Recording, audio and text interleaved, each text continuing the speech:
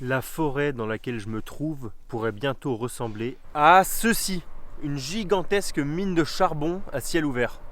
Je suis en Allemagne, à Lützerath, aux côtés d'activistes, d'habitantes et d'habitants qui protègent la forêt, mais aussi les villages et les champs alentours de tout simplement la destruction totale par une énorme machine qui creuse une mine à charbon qui avance comme ça. En ce moment, c'est particulièrement chaud parce que la police a prévu de déloger les activistes d'ici quelques semaines et ça va certainement pas se faire en douceur. Alors je compte sur vous pour partager la vidéo un maximum d'ici la mi-janvier, date à laquelle l'expulsion doit avoir lieu, et je vais vous expliquer un peu plus précisément ce qui se passe ici à Lützerath. C'est parti. Déjà, je vais vous montrer ce qu'on voit ici quand on se réveille le matin à Lützerath. Là, je suis dans une petite cabane construite par les activistes pour occuper le terrain, et quand je regarde par la porte, voilà ce que je vois. Bon, j'aurais préféré vous montrer ça par une autre météo, évidemment. Donc je vous mets des images de comment ça peut être quand il fait beau.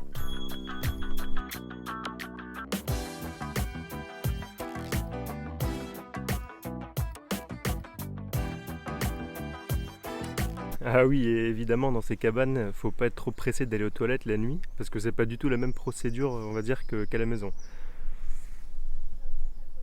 Ce qui est assez fou, c'est que même en dormant, on entend l'énorme machine qui est à quelques centaines de mètres d'ici, qui continue d'avancer comme ça, infatigable toute la nuit, et qui se rapproche de nous en fait. Cette machine, elle appartient à l'entreprise RWE, et elle va chercher le charbon qui est dans le sol, et en avançant comme ça, elle détruit pas que de la forêt ou des champs, elle détruit aussi des villages entiers. Elle a détruit déjà dans cette région 13 villages, comme ça, qui sont complètement réduits à néant.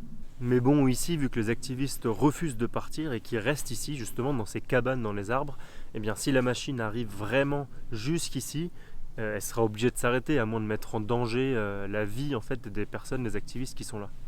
Et qu'est-ce qu'elle exploite exactement, cette machine ? En fait, elle va chercher du lignite qui est dans le sol. C'est un charbon qui est très polluant, avec lequel on va produire de l'énergie. Si on écoute les politiques locaux d'ici, de Rhénanie du Nord-Westphalie, c'est eux qui prennent la décision, on aurait au moins deux bonnes raisons d'aller chercher tout ce charbon dans le sol. La première, c'est que l'Allemagne a un besoin urgent en énergie depuis l'invasion de l'Ukraine par la Russie, parce qu'en fait l'Allemagne était très dépendante du gaz russe. Globalement, l'Allemagne elle est quand même exportatrice d'énergie, notamment d'énergie issue du charbon, malgré un gros boom des énergies renouvelables qu'il y a eu au moment où l'Allemagne a choisi de sortir du nucléaire. Et la deuxième, c'est qu'il y a un deal entre RWE, donc l'entreprise qui exploite tout, et les Verts, c'est que l'entreprise a le droit de tout raser ici en échange d'arrêter d'exploiter du charbon à partir de 2030. Donc finalement, tout ça, c'est peut-être un mal pour un bien. Le problème, c'est que si on écoute les scientifiques, par exemple ceux du GIEC, on constate qu'ils nous demandent de réduire nos émissions de CO2 maintenant et pas peut-être en 2030. Alors que cette mine, si on prend l'ensemble de sa durée d'exploitation, on constate qu'elle aura émis 1 milliard de tonnes de CO2. Donc c'est juste énorme. Et surtout, il y a des gens qui vivent ici, en fait, dans ces maisons. Alors, on n'en voit pas beaucoup dans la vidéo parce que c'est un peu délicat de filmer les gens. C'est illégal, en fait, d'être ici maintenant. Donc, les gens n'ont pas envie d'être reconnus. Mais il y a bien des gens qui vivent dans ces villages ici. Et la mine, comme ça, en avançant, en engloutissant les villages, elle détruit ce que les gens ont de plus cher. Elle détruit leur chez eux, en fait. C'est ce qu'on peut voir, par exemple, dans ce film ici, dont je mets un extrait avec l'exemple des églises. Dieses hohe, herrliche Gebäude, das für uns war. Ein Stück Heimat.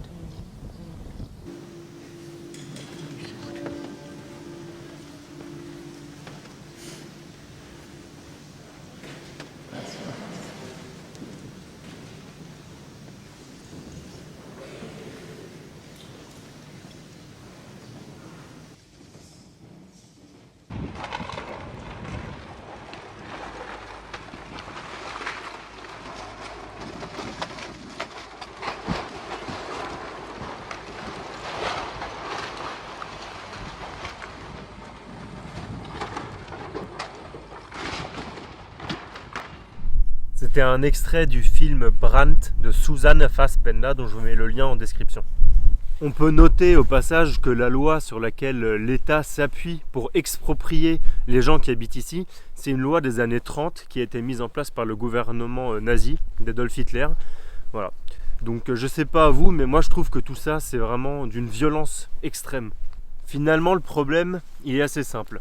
Soit on préserve cette forêt, on laisse le charbon dans le sol, on préserve les maisons des habitantes et des habitants, soit on continue de tout détruire et d'envoyer du CO2 dans l'atmosphère. Les activistes ont clairement trouvé leur réponse à ce problème. LEI ont tracé une ligne symbolique que la mine ne doit surtout pas franchir pour qu'on réussisse à respecter l'objectif des accords de Paris, qui est de ne pas dépasser plus de 1,5 degré de réchauffement climatique. Les activistes occupent principalement une grande ferme, avec l'accord d'ailleurs du propriétaire, du paysan qui était là. Bon, maintenant il a été exproprié, donc il n'y a plus vraiment cet accord. Mais en tout cas, les activistes sont ici, ils ont construit plein de choses, il y a toute une vie qui s'est mise en place. Il y a une cuisine solidaire, il y a une grande tour qui a été construite, il y a un propre réseau d'électricité avec des panneaux solaires, il y a plein de cabanes dans les arbres, partout. Donc il y a vraiment toute une vie qui s'est développée, qui est en train de se développer ici. Mais là, les troupes de police ont clairement annoncé qu'elles allaient évacuer tout ce petit monde en janvier, donc dans quelques semaines. Alors plus précisément, l'opération de police devrait commencer à partir du 10 janvier, avec un encerclement de toute cette zone ici, et continuer à partir du 14 janvier, avec vraiment le début des hostilités. Alors les activistes ont besoin de votre aide et ont un message à vous faire passer.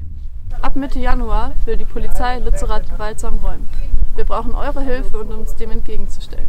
Kommt vorbei, blockiert mit uns Maschinen und haltet die Zerstörung auf. Es wird in der Nähe ein legales Protestcamp geben mit vielfältigen Aufgaben. Ihr könnt beim Kochen helfen, das Camp am Laufen halten. Ihr könnt auch gerne in eurer Stadt Soli-Aktionen machen.